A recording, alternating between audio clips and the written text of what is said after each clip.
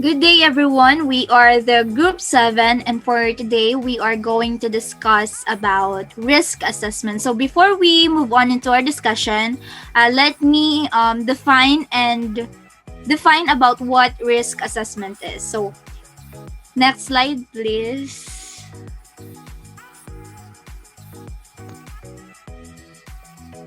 So, risk assessment is term used to describe the overall process or method where you can identify hazards and risk factors that have the potential to cause harm.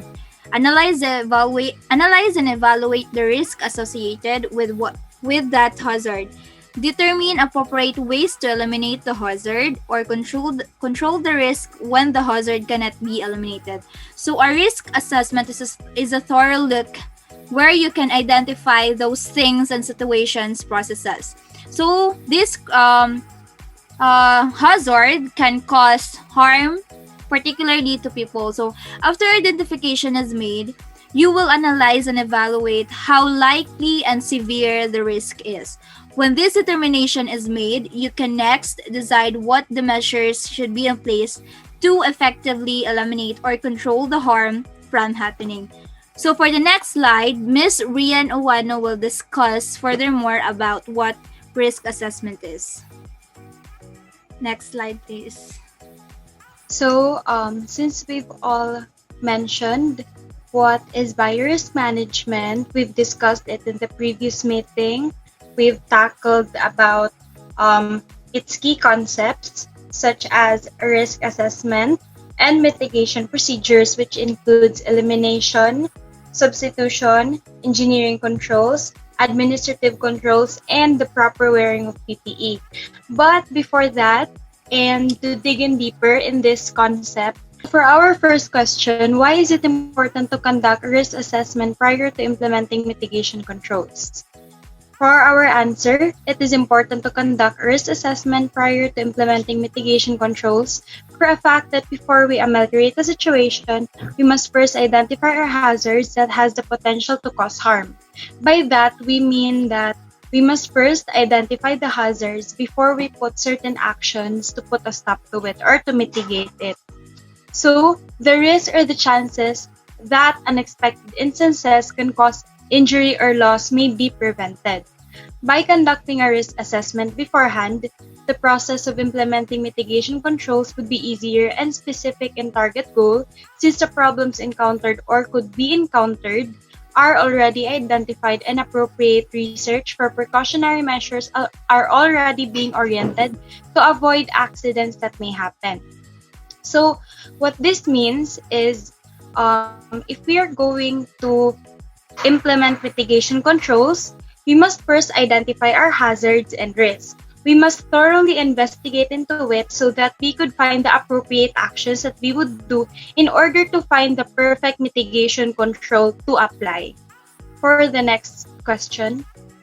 So for our second question, what outcomes do you expect when mitigation is based on a thorough risk assessment?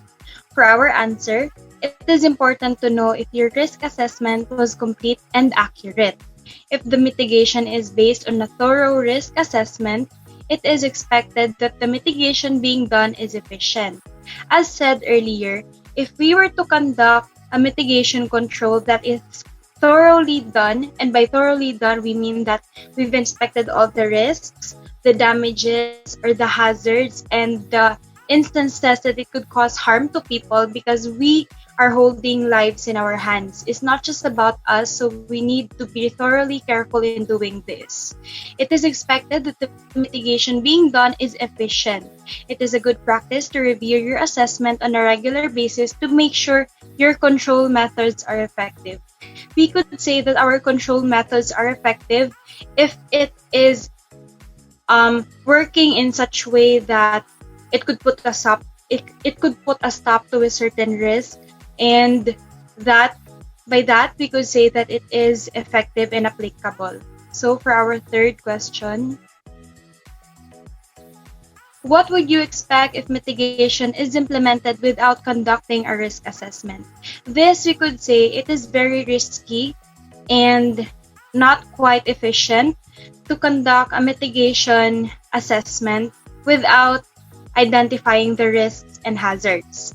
If mitigation is implemented without conducting a risk assessment, we must expect inaccuracies in the action measured to be conducted for hazards and risks imposed in the environment were not properly identified. So, if we identify the hazards and risks before imposing something or proposing actions that we could do in order to stop it, then it would be better. But if not, if it is not thoroughly investigated or identified, we would expect that the action mitigations control or being proposed to be done is not that effective. So therefore, it is really a lesson to beforehand identify our risks and hazards before implementing mitigation controls. Fourth question, please.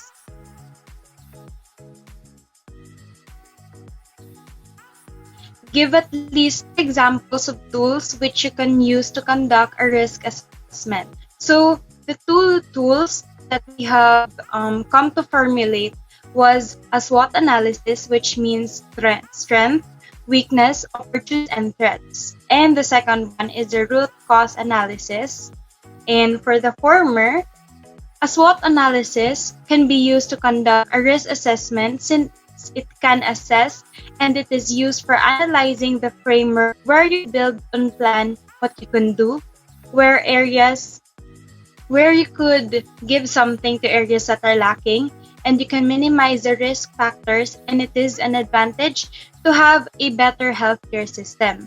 So through identifying the strength, weakness, opportunities, and strength, it is another way to properly conduct a risk assessment. By identifying the strength, the weakness, the opportunities, and the threats, you could see where would you put an effort, where would you exert something to put a stop to a certain risk that may impose harm to other people, to your co-workers, to patients, and everything that includes the healthcare system.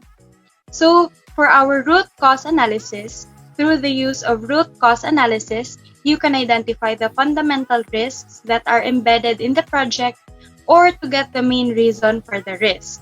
So for finding the root cause analysis, it is, for example, let's take it in a situation that we could take a broken tile or a broken socket or plugged wires that are tangled on the ground. We could say that it could impose threats, may it be acceptable and unacceptable to other people. But through finding the root cause and how could affect people, how could it cause harm to other people, it is such a good way of implementing a risk assessment. It is a very good tool because through it, you could properly identify how it could cause harm to other people and what you could do to stop it. So that is all for our report. We are reminding everyone to be biosafe, and before conducting a risk assessment, we must first identify hazards and risks. It is really important for us to do this to be biosafe. Thank you.